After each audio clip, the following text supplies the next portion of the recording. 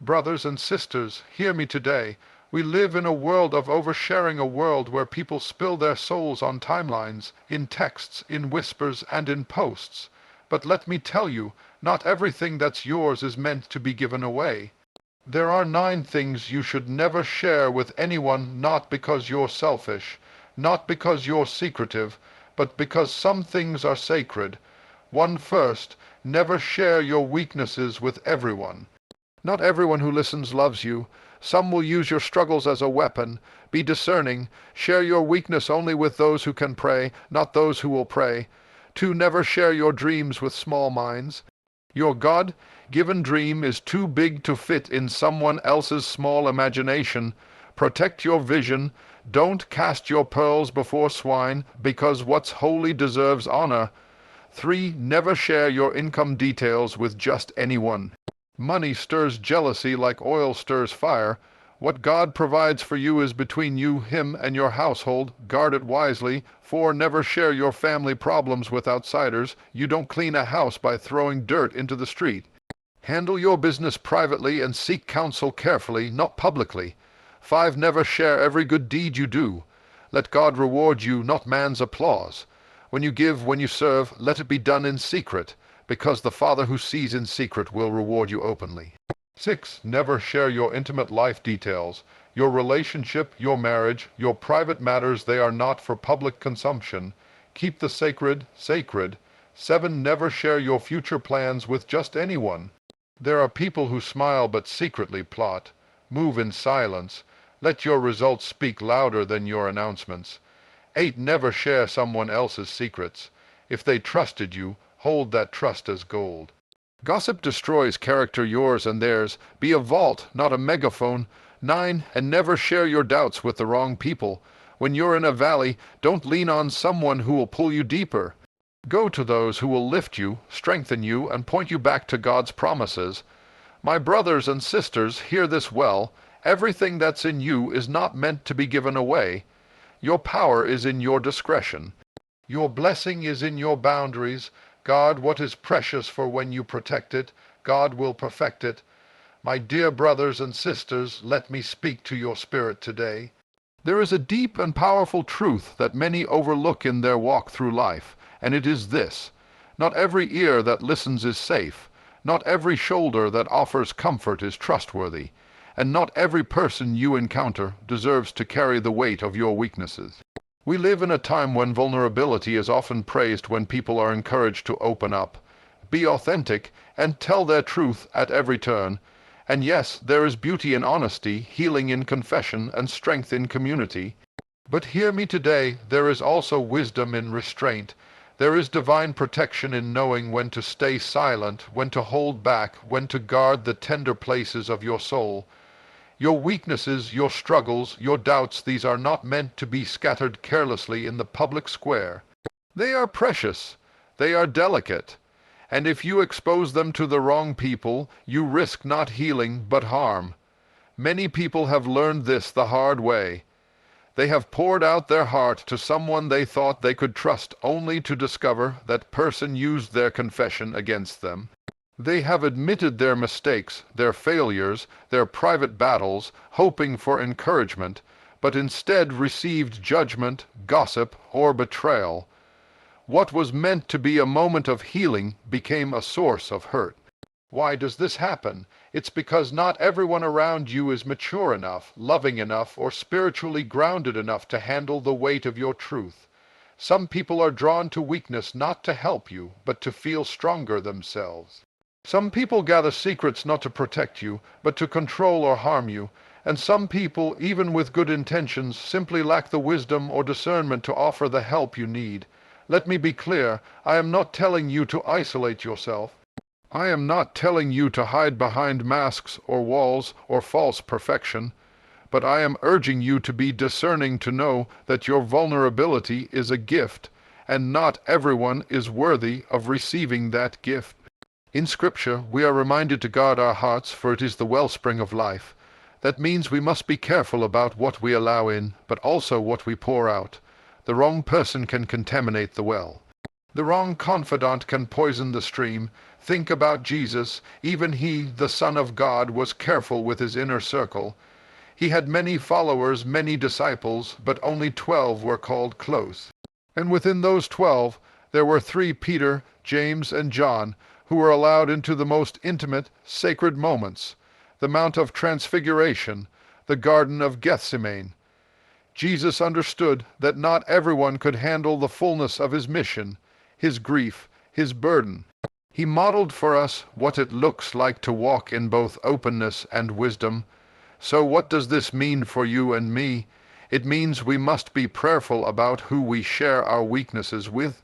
We must look for people who are spiritually mature, who can cover us in prayer, who will not run to others with our business, who will not look down on us when we stumble, but will help lift us back up.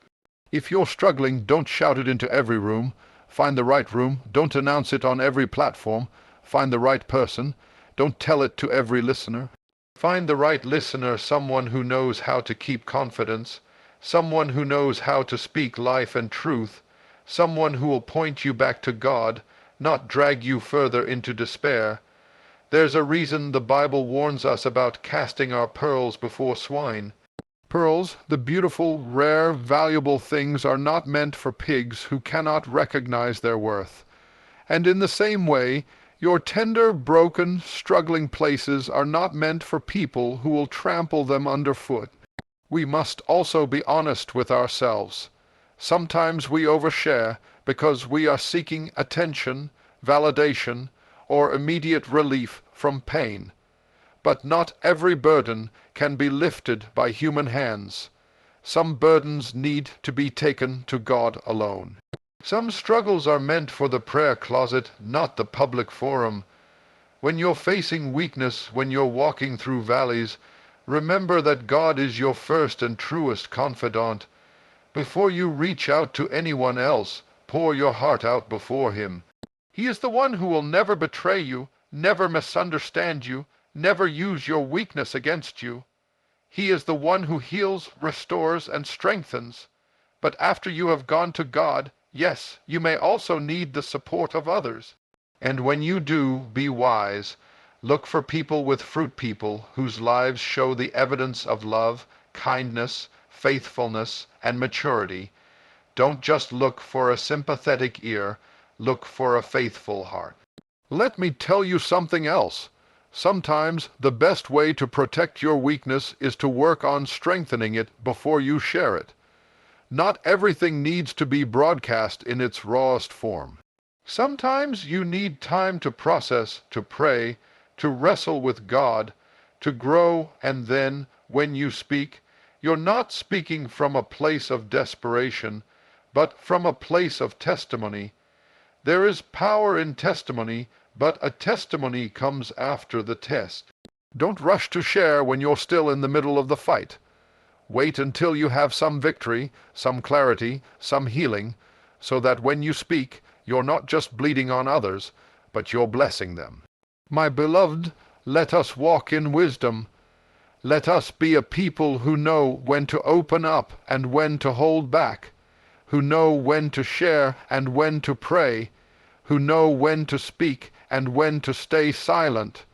Remember, guarding your weaknesses is not about pride, fear, or secrecy. It is about honoring what is sacred, protecting what is tender, and trusting God to lead you to the right people at the right time for the right reasons. May you walk with discernment. May you surround yourself with trustworthy companions. And above all, may you know that God is your refuge, your strength, and your ever-present help in times of trouble. My dear brothers and sisters, hear me today with your heart wide open. You were not born to live an ordinary life. You were not placed on this earth just to pass time, go through the motions, and fade away quietly. Inside of you, God has planted a dream, a vision, a calling, a purpose that is uniquely yours. It may not make sense to everyone around you. It may not fit into the narrow spaces others have defined. It may look too big, too bold, too daring for the world you were born into. But make no mistake, it was given to you for a reason. The tragedy, however, is that many dreams never see the light of day, not because they are impossible, not because God changed his mind, but because people allow small-minded voices to choke the life out of them. Yes, I'm speaking to someone right now. You once had a fire burning inside you. You once had a vision of something greater, something higher, something powerful, but you let the wrong people whisper into your ear. You let small thinkers tell you what was realistic, what was acceptable, what was safe, and you buried that dream before it ever had a chance to breathe. Today I am here to stir you up. I am here to remind you that your dream was not given to them, it was given to you. Not everyone will understand it, and that's okay. Not everyone will support it, and that's okay. Not everyone will believe you're capable, and that's okay. Because God didn't place your dream in their spirit, he placed it in yours. You see, small-minded people live in a small world. They are confined by their own fears, their own insecurities, their own limited imagination. They can only see what's in front of them, what's been done before, what fits inside their comfort zone. So, when you come along talking about new things, bigger things, greater things, they panic. They project their own limitations onto you. They tell you, that's too much, that's too risky, that's not how we do things around here. But let me tell you something, just because they can't see it doesn't mean it's not real. Just because they can't imagine it doesn't mean it's impossible. Just because they would never dare doesn't mean you shouldn't. The Bible is full of dreamers who had to stand tall in the face of small-minded opposition. Think of Joseph. He dreamed of greatness, of leadership, of God raising him up in a mighty way, but his own brothers hated him for it. They mocked him, plotted against him, and sold him into slavery. Why, not because his dream was bad, but because their minds were too small to handle it. Yet even in a pit, even in a prison, Joseph never let go of his dream, and in God's time, that dream became reality. You must understand that protecting your dream is not about arrogance or stubbornness. It's about stewardship. It's about recognizing that what God placed inside you is precious, and precious things must be guarded. You cannot let just anyone speak over your vision. You cannot hand over the keys of your destiny to people who lack the faith to see beyond their own limits. Sometimes you need to move in silence. Sometimes you need to stop explaining yourself. Stop trying to convince people who have already made up their minds. Stop seeking approval from those who are determined to misunderstand you. There will be seasons when you simply have to put your head down, do the work, and let the results speak. And hear me, this does not mean you walk alone. No, God will send the right voices at the right time. He will bring mentors, encouragers, intercessors who can pray with you, stand with you, believe with you. But they may not come from where you expect. They may not be the ones you grew up with. They may not be the ones closest to you. Sometimes God has to break you out of your familiar circles to get you into a space where your dream can grow. Be willing to leave behind the voices that keep you small. Be willing to say no to conversations that drain your hope. Be willing to guard your ears, your eyes, your spirit from negativity disguised as advice. Not everyone who speaks into your life has earned that right. Not every opinion deserves your attention, and let me say this gently but firmly. Sometimes the most dangerous small-minded voices are not outside, they're inside. Yes, your own doubts, your own fears, your own insecurities can sabotage your dream faster than any critic. That's why you must stay anchored in God's Word. You must feed your spirit daily with truth, with promise, with faith. You must remind yourself over and over that with God all things are possible. There will be days when you feel foolish. There will be days when you wonder if you're crazy for holding on to this vision. There will be days when you're tempted to quit, to settle, to shrink back. But let me remind you, greatness has always looked foolish to small minds. Faith has always looked foolish to fear. Courage has always looked foolish to comfort. And yet, those are the very things that move the hand of God, Protect your dream fiercely, because it is not just about you. There are people connected to your obedience. There are lives waiting to be touched by your purpose. There is impact you cannot yet see on the other side of your yes. If you give up now, you're not just robbing yourself, you're robbing the people God called you to bless. So stand firm, my brother, my sister. Build quietly, pray fervently, trust deeply. Let the mockers mock, let the doubters doubt, let the small minds chatter. You stay faithful to the one who gave you the dream. And when the time is right, when the season is full, when the preparation is complete, you will see doors open that no man can shut. You will see provision flow that no budget can explain. You will see favor rise that no critic can deny. Because when God breathes on a dream, it cannot be stopped, not by small minds, not by closed doors, not by past failures, not by limited resources. All he needs is a willing heart, a faithful spirit, and a mind set on him. So I leave you with this: hold your dream close, hold it with reverence, hold it with faith, hold it with determination. Protect it from the voices that cannot see what God has shown you. And keep moving, knowing that he who began this good work in you will be faithful to complete. My dear brothers and sisters, I want to speak into your life today about something that has quietly damaged many relationships, shattered many homes, and even destroyed many people's peace, and that is the careless exposure of your financial life. Money is a delicate subject. It touches on pride, power, fear, insecurity, jealousy, and competition, often all at the same time. It is not evil in itself, but it can stir up evil in people's hearts. And that is why today I urge you, be wise and keep your financial details private. We live in an age where everyone wants to display what they have. We post photos of the new car, the new house, the designer clothes, the vacation, the paycheck, the promotion. We casually mention raises, bonuses, business deals, or the expensive dinner we just enjoyed. And sometimes we do this without even realizing what we're doing. We think we're just sharing a moment, celebrating a win, or letting people know how far we've come.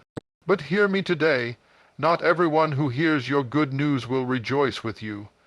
Not everyone who claps their hands is clapping from a pure heart. Money stirs envy. It always has, and it always will. You may think your success will inspire people, but more often than not, it will provoke jealousy. You may believe your openness will encourage others, but in many cases it will simply open a door for resentment. People who once stood beside you may start to distance themselves. Friends who once supported you may start to question you. Family members who once celebrated you may begin to grumble about you. Why? Because human nature, left unchecked, has a tendency to compare, to compete, to covet. That's why Scripture warns us over and over about the dangers of money, not just the love of it, but the effect it has on relationships. The Bible says where jealousy and selfish ambition exist, there you will find disorder and every evil practice. My friends, you don't need that kind of disorder in your life. You don't need that spirit working against your peace. You see, when you expose your financial details, you give people ammunition they were never meant to carry. You create a conversation about your worth, your decisions, your blessings, your opportunities, and often that conversation takes place without you even knowing it.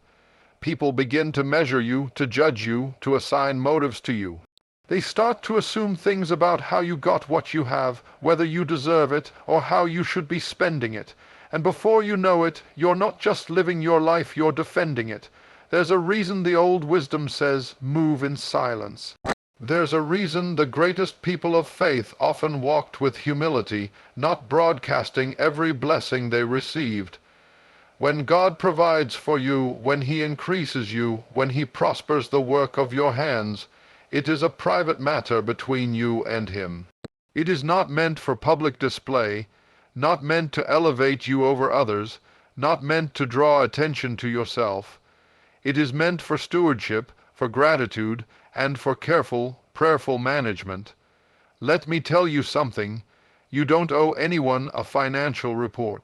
You don't have to explain how much you make, what you saved, what you earned, or what you bought. You don't have to share the details of your salary, your investments, your debt, or your spending. That is between you, God, and the people directly involved in your household. The more you open those details to outsiders, the more you invite unnecessary opinions, unnecessary comparisons, and unnecessary conflict. Sometimes people overshare because they are excited, sometimes because they want to prove themselves, sometimes because they want to be admired. But whatever the reason, the outcome is often the same. Jealousy takes root, and once jealousy takes root, it rarely stays small. It grows, it festers, it creates division, it poisons relationships, it stirs up conversations behind closed doors. And eventually, it can even turn people you once trusted into people who work against you. You must understand this truth. Not every blessing is meant to be displayed. Some blessings are meant to be protected. When God gives you increase, part of honoring that increase is handling it with discretion. Part of being a good steward is knowing not just how to manage the money, but how to manage the attention it draws. There are people right now who live far below their means just to keep peace with those around them, and they are wise. There are people who could boast, who could flaunt, who could show off everything God has done for them, but they choose not to, and they are blessed because of that choice. There is wisdom in quiet prosperity. There is safety in hidden abundance. There is peace in privacy. Please don't misunderstand me. I am not saying you should live in fear or shame about your blessings. I am not saying you should hide like a criminal or pretend to be struggling when you are not. I am saying you should walk humbly, wisely, and privately, knowing that what God gives you is a sacred trust, and not everyone has the spiritual maturity to handle knowing about it. Sometimes we think we can manage envy by explaining ourselves. We say, well, I worked hard for this, or you don't know what I went through to get here, or I'm still paying off debt, I'm not as rich as you think. But explanations rarely satisfy jealousy. In fact, they often fuel it. You don't owe explanations. You owe God your faithfulness. You owe yourself your peace. Let me encourage you today, if God has blessed you, be thankful. Manage what you have well. Bless others quietly. Give generously without making announcements. Invest wisely without seeking applause. And most of all, resist the urge to display every good thing that comes your way. There are victories that can only survive if they stay private. There are blessings that can only flourish if they are hidden from public scrutiny. In the end, your life is not defined by what people see, it is defined by how you walk before God. Let Him be your audience. Let Him be your provider. Let Him be your shield against jealousy, your guide in wisdom, your counselor in discretion.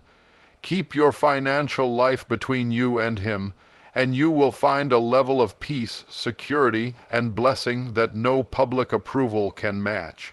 So I say to you today, walk humbly, walk wisely, walk quietly. Guard what God has given you, and He will continue to trust you with more. Keep your financial details private not because you're hiding, but because you're protecting the peace and purpose He has placed over your life. And in that, you will find a joy and freedom that no one can take away.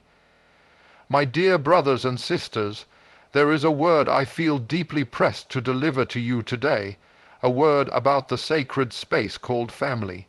There is no relationship in life as close, as complicated, or as delicate as the ties that bind us to those we call family. Whether by blood, by marriage, or by covenant, family relationships touch the deepest parts of who we are. They shape us, mold us, hurt us, heal us.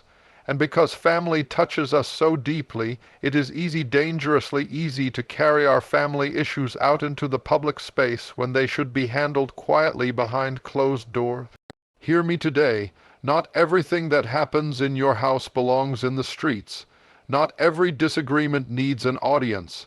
Not every frustration needs a platform. Not every disappointment needs to be broadcast. We live in an age where people are encouraged to share, post, vent, and expose everything they are feeling and going through, especially on social media.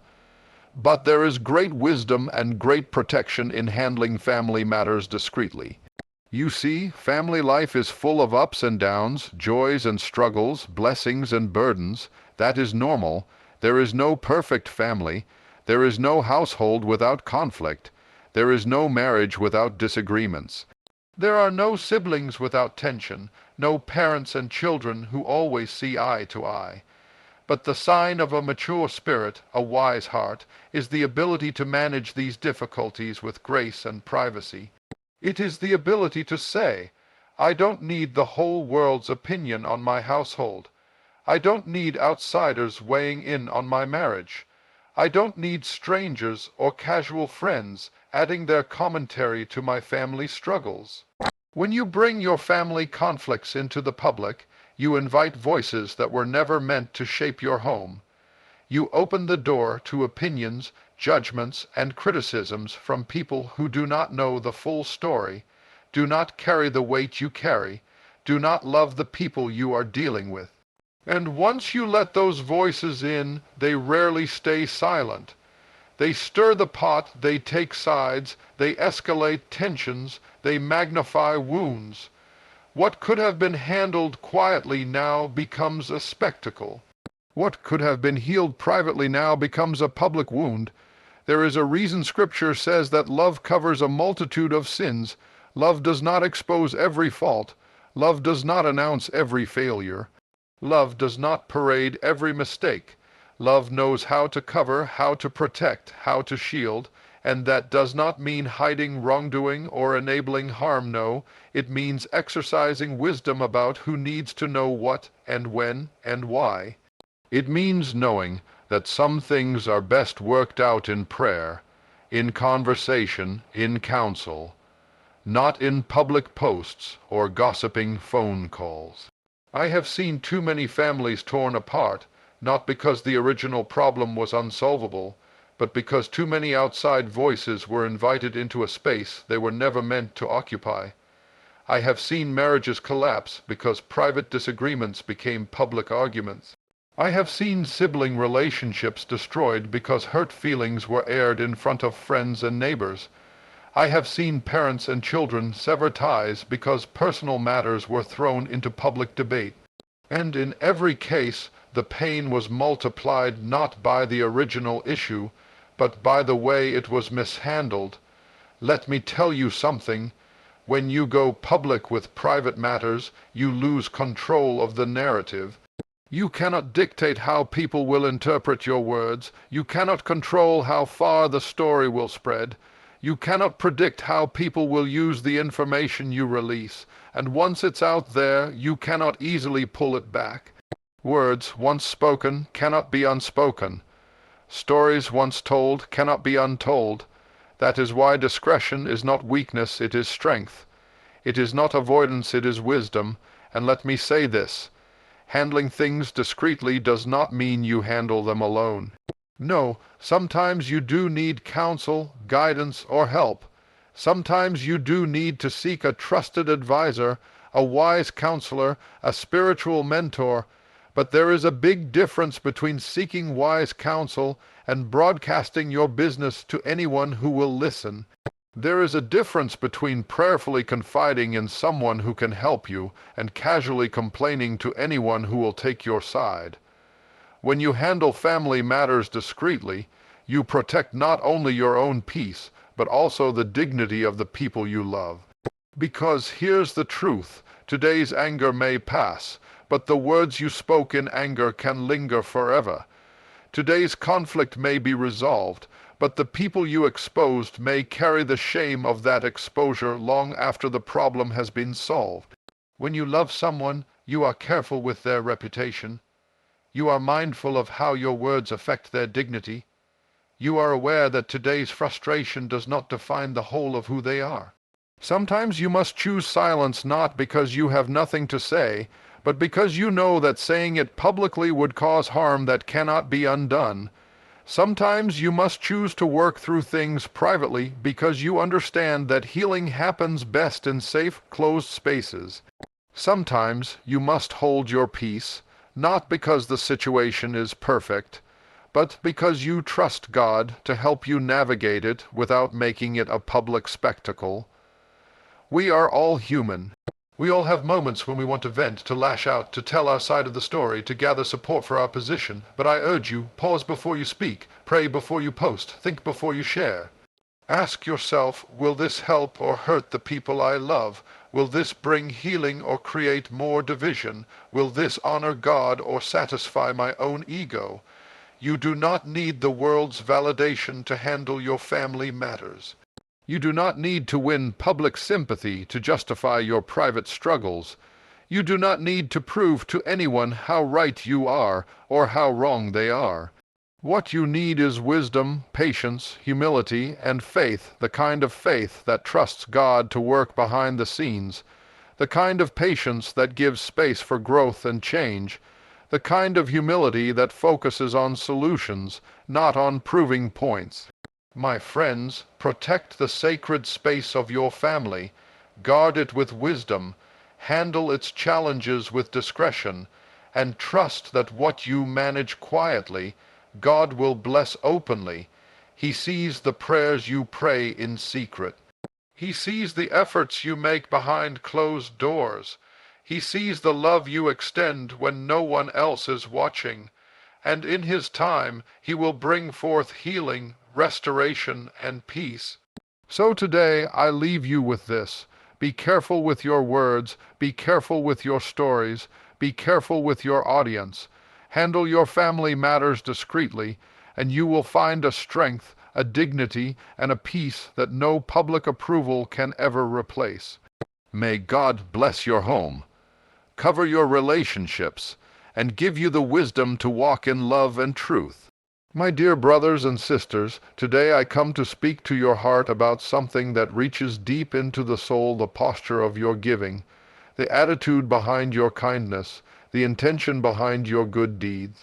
We live in a world where so much is done for display, where actions are performed to be seen, where generosity is paraded for applause.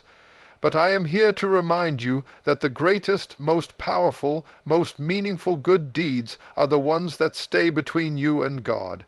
They are not done for show, not for applause, not for recognition, but simply because you love Him and love others.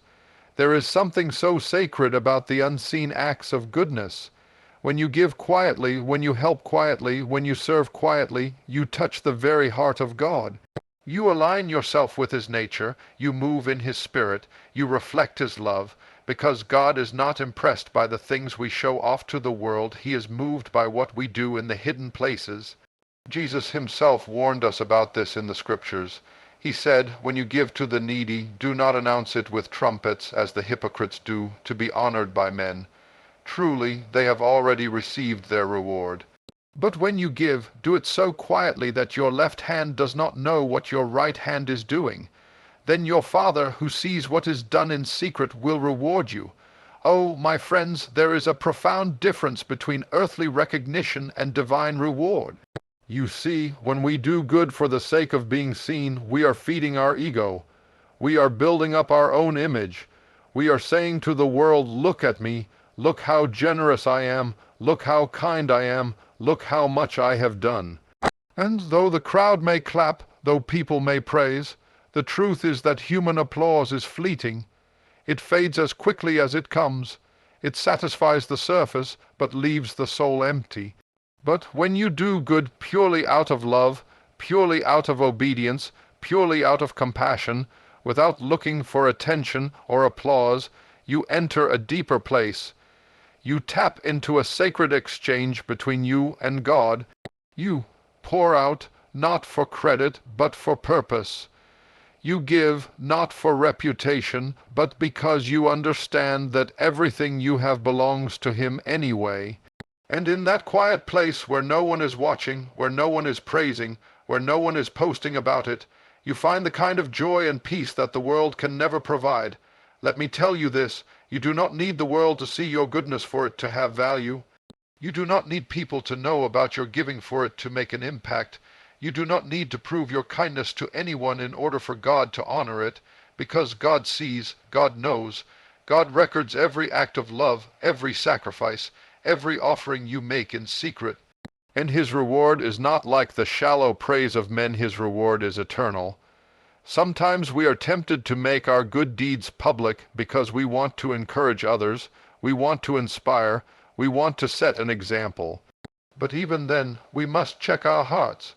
Are we truly doing it for the glory of God? Or are we slipping into the desire for our own glory? Are we pointing people to Him, or are we pointing people to ourselves? It is a fine line, and only a humble, surrendered heart can walk it faithfully. The most powerful good deeds are often the ones no one ever hears about. The quiet gift to a struggling friend, the anonymous donation to a family in need, the long hours spent serving behind the scenes, the gentle encouragement offered in private, the quiet forgiveness extended without making a public statement. These are the acts that move heaven. These are the moments that God treasures.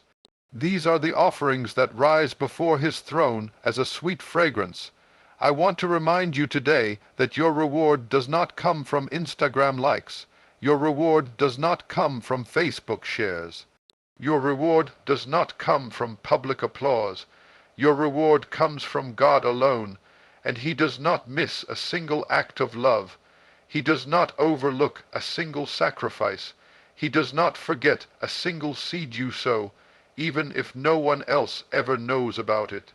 Some of you have been faithfully serving, faithfully giving, faithfully loving behind the scenes, and you feel unseen. You wonder if it matters. You wonder if anyone notices. Let me tell you today, God notices. God sees every tear you've cried for someone else. He sees every dollar you've given in secret.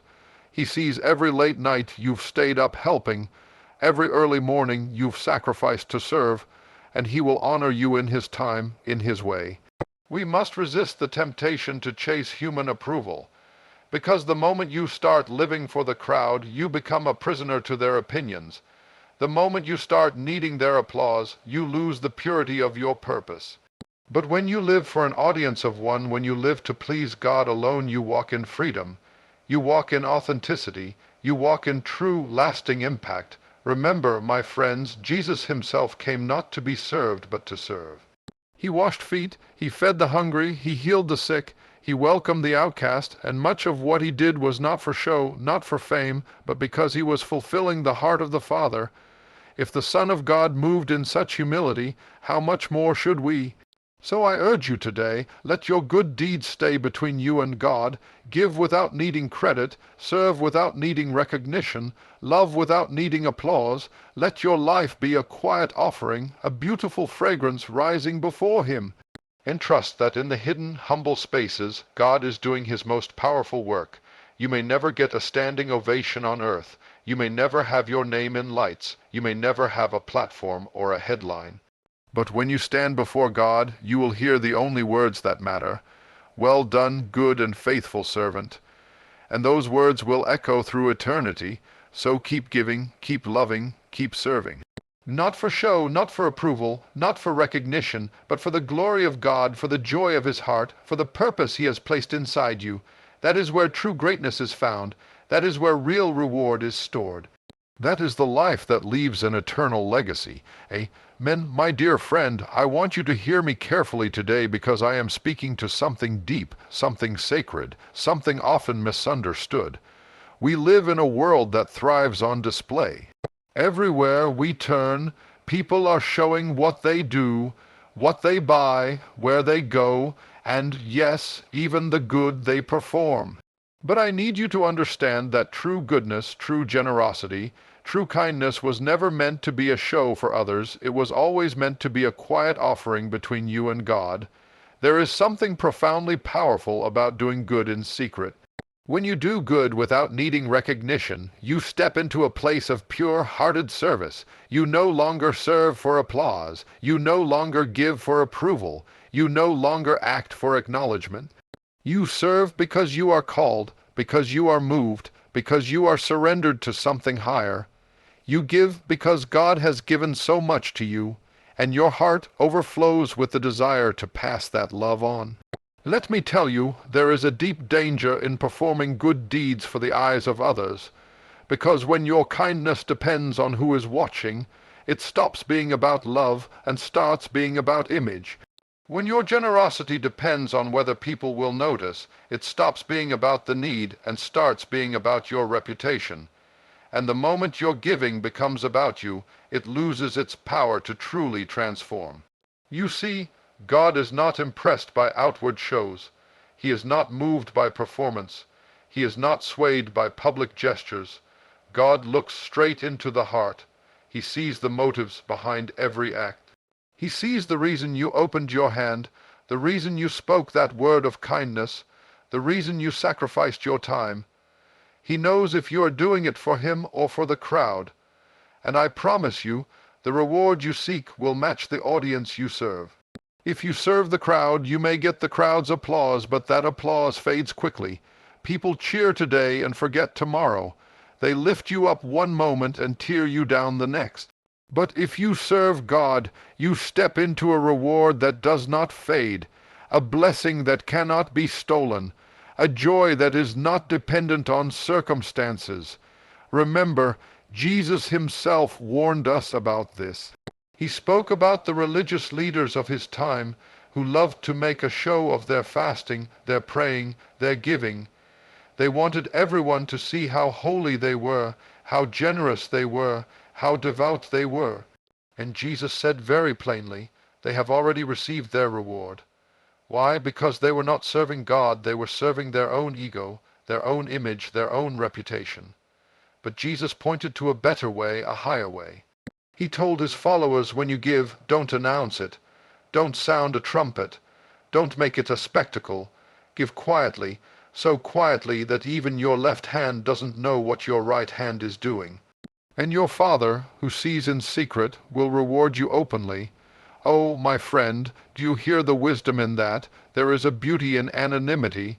There is a power in quiet sacrifice. There is a dignity in unseen love. You don't need to prove to anyone how generous you are. You don't need to post every act of kindness on social media. You don't need to make sure people know all the good you are doing. Why? Because the one who matters already knows. He sees every gift you give. He sees every hour you serve. He sees every quiet act of love, every hidden sacrifice, every unseen offering. And let me tell you, he will not forget. People may overlook you. They may take you for granted. They may never fully appreciate what you do. But God will never overlook you. He will never take you for granted. He will never miss a single act you have done in his name. Sometimes the enemy will whisper in your ear, why bother doing good if no one notices? Why keep giving if no one says thank you? Why keep serving if no one claps for you? And when that whisper comes, I want you to remember this. You are not doing it for them. You are doing it for him. You are doing it because you love God, because you honor God, because you are part of his kingdom work on earth. Real love doesn't need a spotlight. Real generosity doesn't demand a headline. Real service doesn't require a stage. It's content to work quietly, faithfully, persistently, knowing that its reward comes not from people, but from the one who watches over all things. I want to encourage you today. Keep doing good even when it goes unnoticed. Keep giving even when no one says thank you. Keep serving even when no one claps, because God is writing a record that no human eye can see, and his reward will far outweigh any earthly applause. Think about the life of Jesus. He spent much of his time with people's society, overlooked the poor, the sick, the outcasts, the sinners. He healed, he fed, he taught, he served often without fanfare, often without public praise. In fact, many times he told people not to announce his miracles, not to spread his name, because he was not seeking popularity. He was seeking to fulfill the will of his Father. If the Son of God could walk in such humility, how much more should we? Let me remind you, when you do good for show, you tie yourself to a shallow, fleeting reward. But when you do good for God, you root yourself in something eternal. You step into a legacy that cannot be erased. You build treasure that no thief can steal, no moth can destroy, no rust can corrode. You align yourself with heaven, and heaven's reward is beyond anything this earth can offer. So today I urge you, check your heart. Examine your motives. Ask yourself, why am I doing this? Who am I doing it for? Who am I hoping will notice? And if you find any part of your heart craving attention, craving recognition, craving applause, bring that before God. Ask Him to purify your motives, to cleanse your heart, to help you give from a place of love, not ego. Because in the end, the only reward that matters is hearing your Father say, "Well done, good and faithful servant," and not "well seen," and not "well liked," and not "well praised," but "well done." Keep walking quietly in love, keep giving generously in secret, keep serving humbly without fanfare, and trust that your Father, who sees everything, will honor you in ways you cannot yet imagine. Amen. There is something deeply powerful, my friend, about the art of moving in silence. In a world where everyone wants to announce their next step, where people are eager to broadcast their dreams, their goals, their plans, their achievements, there is a rare strength in the one who knows how to walk quietly, steadily, without needing to announce every move.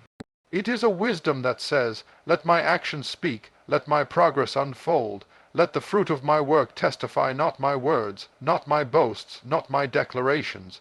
You see, many people today fall into the trap of speaking too soon. They announce every idea before it's developed. They tell everyone about their plans before they've laid a foundation. They broadcast their goals before they've even taken the first step. And in doing so, they invite pressure, they invite distractions, they invite unnecessary opinions. Worse still, they sometimes lose the very energy they need to accomplish the thing because they have already spent it on talking about it. But when you learn to move in silence, you preserve your strength. You conserve your energy, you keep your focus intact. You are not busy defending your plans to others, you are busy working them out. You are not caught up explaining your vision, you are caught up executing it. And there is a deep, God-honoring wisdom in that. Even in Scripture, we see the pattern of God working in hiddenness before revelation. Think about the way He formed the world. Before anyone saw light, before anyone saw mountains or seas or stars, God was already at work. He moved in the darkness, shaping, forming, creating. He didn't announce each step with a press release. He didn't explain His intentions before He began. He simply worked powerfully, faithfully, creatively, and when the time was right, the results appeared. And Jesus, too, showed us this model. Before He stepped into public ministry, He spent 30 years in quiet preparation. He did not rush to declare Himself. He did not push for public attention. He quietly grew in wisdom, in strength, in favor with God and man. Only when the appointed time came did He step onto the stage of history, and when He did, it was not words alone that revealed Him. It was power. It was authority. It was the undeniable evidence of who He was and what He had been sent to do. So I ask you today, are you too quick to talk about your plans? Are you more focused on telling people what you're going to do than actually doing it? Do you crave recognition before you've completed the work? Or are you willing to move in silence, to work in the unseen place, to let your progress reveal itself when the time is right? There is a humility in working quietly. It takes humility to resist the urge to announce your every move. It takes humility to be content with making progress that no one sees yet, but that humility is what protects you. It keeps you grounded. It keeps you focused. It keeps you aligned with God's timing instead of the world's rush. When you work in silence, you remove unnecessary voices from your process. You see, not everyone needs to know what you're working on. Not everyone deserves access to your dreams. Not everyone will understand your journey. And when you give too much away too soon, you open the door to doubts, criticisms, distractions, and sometimes even sabotage. But when you guard your process, when you protect your journey, when you quietly build step by step, you keep the focus where it belongs on the work, not on the opinions of others. Let me tell you something important. The fruit will speak for itself. You don't have to convince anyone of your progress. You don't have to argue about your growth. You don't have to explain your elevation. When the time is right, your results will be visible. The doors that open, the opportunities that come, the favor that flows, the breakthroughs you experience, they will speak louder than any announcement you could make. And those who doubted you, those who dismissed you, those who overlooked you, they will see. Not because you shouted, not because you boasted, not because you demanded attention, but because God's hand on your life is undeniable. Remember, the oak tree does not shout about its growth. It simply grows day by day, season by season, and in time its strength, its height, its reach, its fruit become obvious. The same is true for you. Quiet, steady progress is often the most lasting progress. Silent, disciplined work often leads to the most powerful breakthroughs. Sometimes we talk too much because we are insecure. We feel the need to prove ourselves, to convince others that we are doing something important, to assure ourselves that we are on the right track. But real security, real confidence, real maturity is found in the one who does not need to explain, does not need to defend, does not need to announce. They simply trust the process, trust God's timing, trust the quiet work they are doing. And let me remind you, God is a God who works in the hidden places. He shapes us in the dark before He brings us into the light. He develops our character before He reveals our calling. He tests our faithfulness in private before He entrusts us with public influence. If you rush to be seen, you may step into a spotlight you are not yet ready for. But if you are willing to be faithful in the hidden place, to move quietly, to trust Him with your progress, then when the time comes, you will be able to stand strong, because your foundation has been solidly built. So I encourage you today, work hard but work quietly, dream big but dream privately, plan carefully but plan without announcing. Let your success be your noise, let your fruit be your testimony, let your breakthrough be your announcement. Trust that the God who sees in secret will reward you in His time. Trust that you do not need the validation of people when you have the approval of your Father. Trust that your destiny is unfolding according to His plan, not according to anyone else's timeline. And when you finally step into the place God has prepared for you, when your progress becomes visible, when your fruit begins to flourish, when your breakthrough becomes undeniable, you will be able to stand there, not as someone who clawed for attention, but as someone who quietly, faithfully, humbly followed God's path. Move in silence. Let your actions, your results, your progress tell the story, and trust that the one who has called you is faithful to complete the work He has begun in you. Amen. My friends, hear me today. We are living in a world that knows very well how to addict people to negativity, to distraction, to empty pleasures, to things that drain the soul. The algorithms know it. The advertisers know it. The culture knows it. But I came to tell you today, if the world can addict people to what destroys, then surely we can addict people to what builds. Surely we can stir up in people a hunger, a pull, a longing, not for what breaks them down, but for what lifts them up. You see, the word addiction often carries a negative weight. We associate it with being hooked, trapped, bound to things that harm us. But there is another side to this word, a powerful, positive side. Because when something is good, when something is life giving, when something pulls you toward growth, health, purpose, and joy, you want more of it. And if you want to know how to addict someone positively in 2025, you must understand this. People crave what consistently feeds them, serves them, and blesses them. You want to addict someone to kindness. Show it relentlessly. You want to addict someone to encouragement. Speak it faithfully. You want to addict someone to vision. Live it passionately. You want to addict someone to excellence. Walk in it consistently. People are drawn to what nourishes their soul, what calls out their best, what fills their life with meaning. But listen to me, you cannot addict anyone positively if you are inconsistent, if you are half-hearted, if you give up when it gets hard. You must be unwavering, persistent, intentional. You must be willing to invest in people over and over, even when they don't yet see the value, even when they push back, even when they don't know they need what you carry. You keep showing up, you keep serving, you keep loving, you keep lifting until one day they find themselves drawn back to you, pulled toward the light you shine, seeking more of the goodness you carry. We live in a time when attention is the most valuable currency. Everyone is competing for it, the apps, the ads, the news, the entertainment. But hear me, if you offer people something that cuts through the noise, something real, something strong, something life-changing, they will come back for more. They won't even realize they are being drawn into a positive addiction. They will simply know that being near you makes them better. You must understand, you don't addict people by force, by manipulation, or by pressure. You addict them by excellence, by consistency, by truth, by love. You addict them by offering something they can't find in the shallow distractions of this world. You addict them by being a source of genuine transformation. So I challenge you today, be someone whose words addict others to hope. Be someone whose actions addict others to kindness.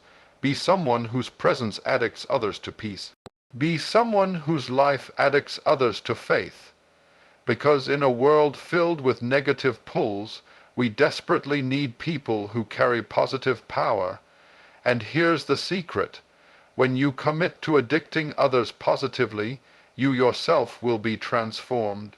You will become addicted to growth, to service, to love, to purpose, and there is no better addiction to carry in this life. People crave consistency in what feeds their soul. To positively addict anyone, you must offer life, giving words, actions, and presence consistently, not sporadically. Excellence is magnetic. When you walk in excellence, people naturally want to stay close because they sense it raises their own standard. Persistent love and service build irresistible pull over time. Even resistant people will be drawn towards someone who faithfully invests in them. Positive addiction grows when you offer what the world cannot. Truth, authenticity, peace, purpose, and genuine care stand out in a noisy, distracted culture.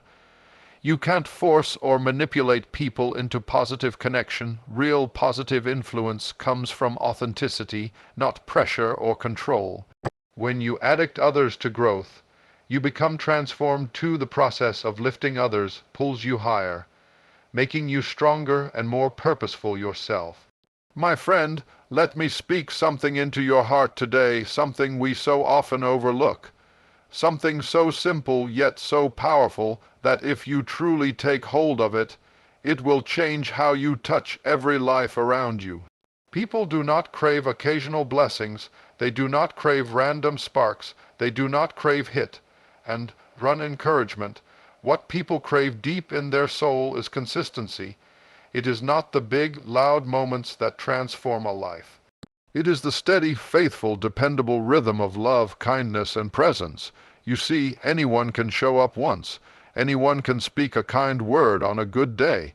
Anyone can offer help when they feel inspired or when it's convenient. But what marks you, what sets you apart, what causes someone to feel drawn to you, to be lifted by you, to return to you again and again, is consistency. It is the steady presence that says, I am here. I am for you. I am not going anywhere. We live in a world full of noise, full of empty promises, full of people who start strong but disappear when it gets hard. And because of that, people have learned to stop expecting consistency. They have learned to brace for disappointment. They have learned to carry their own burdens because they assume no one will truly stand beside them for long. But hear me today. When you become someone who is consistent, someone whose words uplift day after day, someone whose actions match their words, someone whose presence offers peace and strength, no matter the season, you become a rare and precious gift in this world. You become a refuge. You become a well people draw from. You become an anchor they hold on to. And that is how you addict someone positively, not by dazzling them with moments of greatness, but by offering steady streams of life, giving support that they can rely on. Think about it. A plant does not grow because of one big rainstorm. A plant thrives because it receives the right amount of water consistently, day after day, season after season. The roots go deeper, the leaves grow stronger, the flowers bloom not because of one dramatic moment, but because of faithful, regular care, and the same is true for the human soul. People do not thrive from occasional kindness. They thrive from steady, faithful nourishment. Your words, when they are spoken consistently with love and hope, begin to shape how people see themselves. Your actions, when they consistently show care and integrity, begin to build trust that no speech alone can create. Your presence, when you consistently show up, when you are dependable, when you are steady, becomes a foundation that others can lean on when life shakes them. But here's the challenge: consistency is costly. It takes commitment, it takes sacrifice, it takes showing up even when you don't feel like it. It takes offering love even when you are tired. It takes choosing to encourage even when you yourself are discouraged. That is why so few people walk in consistency, because it demands something from you. Yet I promise you, the fruit of consistency is worth the cost. When you walk consistently in love, you begin to shape hearts and minds without even realizing it. You begin to lift people not just for a moment, but for a lifetime. You create relationships that are rooted in trust, in safety, in shared strength. Let me tell you, consistency is not about perfection. It's not about never making mistakes. It's not about being flawless. It's about being faithful. It's about showing up again and again. It's about being someone people can count on, and that is rare. You want to positively addict someone to hope. Don't just give them one big speech and disappear. Keep speaking hope over and over, day after day. You want to positively addict someone to faith. Don't just pray for them once and walk away. Keep praying, keep encouraging, keep pointing them to God's promises. You want to positively addict someone to growth. Don't just give them one push forward and leave them on their own. Walk with them, cheer for them, help them up when they stumble. Because what people are really longing for is not a hero who swoops in once to save the day. They are longing for someone who stays, someone who keeps loving, someone who keeps believing in them when others have walked away. Consistency has a quiet power. It doesn't always draw attention. It doesn't always get applause. But over time, it builds something unshakable. It creates a bond, a trust, a connection that is stronger than any dramatic gesture. Look at the greatest relationships in your life. Look at the people you trust most deeply.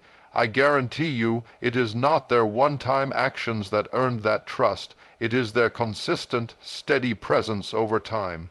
We live in an age where people want fast results. They want instant impact. They want to do something once and be celebrated for it. But the greatest impact you will ever make comes not from the things you do once. It comes from the things you do faithfully, day after day, even when no one notices, even when no one thanks you, even when it feels small. If you want to be a person who leaves a mark on hearts, become consistent in speaking life. Become consistent in offering love. Become consistent in showing up, in doing the small things well, in keeping your word, in staying faithful to the path even when it's hard. Because, here's what I know, when people taste that kind of consistency, they will want more of it. They will return to you not because you demand it, not because you pressure them, but because their soul recognizes that you carry something rare, something trustworthy, something that feeds them in a way the world does not. So today, I challenge you, don't chase applause, chase consistency. Don't aim to impress for a moment, aim to build over time. Don't get discouraged when progress feels slow. Remember that roots take time to grow deep. And above all, remember that the God you serve is a God of faithfulness. He is consistent, He is steady, He is unchanging, and when you reflect His consistency in the way you love and serve others, you become a living testimony of His grace and power. Let your life be a stream of steady, faithful love. Let your words be a daily offering of hope. Let your presence be an anchor that others can trust. And in doing so, you will addict people positively, not to yourself, but to the goodness, the beauty, the strength, and the love that flows through you. Men, let me speak this clearly into your spirit today. Excellence is magnetic. It pulls people, it draws people, it attracts not just eyes, but hearts, minds, and spirits. When you walk in excellence, you don't have to beg people to notice you, you don't have to chase attention, you don't have to convince people you are worthy of their time, their respect, or their investment. Excellence speaks for itself. We live in a world flooded with mediocrity. We are surrounded by half-hearted efforts, by people doing just enough to get by businesses cutting corners, by leaders who settle for good enough. And because mediocrity is so common, when someone rises above it, when someone commits to excellence, when someone consistently brings their very best to the table, that person stands out. That person becomes magnetic. That person raises the temperature in the room. Let me tell you something important. People are hungry for excellence. Deep down, they are hungry to be lifted, to be inspired, to be challenged. Even when they don't say it out loud, even when they pretend to be indifferent, even when they seem distracted, they are watching and they are drawn to those who operate at a higher level. Excellence is not about being perfect. It is not about being the smartest, the richest, or the most talented. Excellence is about giving your best. It is about refusing to settle. It is about honoring your work, your calling, your relationships with the care, the focus, the heart they deserve. And when you walk in that spirit, people feel it, they sense it. They may not be able to explain it, but they are drawn to it. You see, when you walk in excellence, you invite people to rise. You create an atmosphere where people want to level up. You set a standard that challenges them, that awakens something inside them, that makes them want to give more, be more, do more. I've seen it again and again. A teacher who teaches with excellence pulls the best out of their students. A leader who leads with excellence draws out the hidden gifts in their team. A friend who loves with excellence inspires deeper connection. A musician who plays with excellence stirs the emotions of everyone in the room. Excellence is contagious. It raises the bar, it lifts the atmosphere, and that is why it is magnetic. But here's the truth. Excellence costs something. It requires intentionality. It requires discipline. It requires doing the hard things when no one is watching, practicing when no one is applauding, refining your craft when no one is paying attention. Excellence is not an accident. It is the result of steady, faithful effort. You don't stumble into excellence, you grow into it, you cultivate it, you build it brick by brick, day by day, choice by choice, and as you do, people begin to notice. Not because you are shouting about your greatness, but because your work, your presence, your spirit carry a weight, a beauty, a strength that cannot be ignored. Let me tell you, excellence honors God. When you bring your best, you reflect the character of the one who created you. You point people toward his glory. You show them that mediocrity is not your portion, that smallness is not your destiny, that you were made to shine. When you operate in excellence, you become a living invitation for others to rise. You tell them not with your words, but with your example that they too can walk in greatness, that they too can rise above the noise, that they too can live a life that matters. But beware, excellence will make you stand out, and not everyone will like it. Some will feel threatened by it. Some will try to pull you back down. Some will criticize you not because you are wrong, but because your light exposes their comfort with mediocrity. Do not let that stop you. Do not dim your light to make others comfortable. Do not shrink to fit in. Your excellence is not just about you, it is about the people you are called to lift, to lead, to inspire.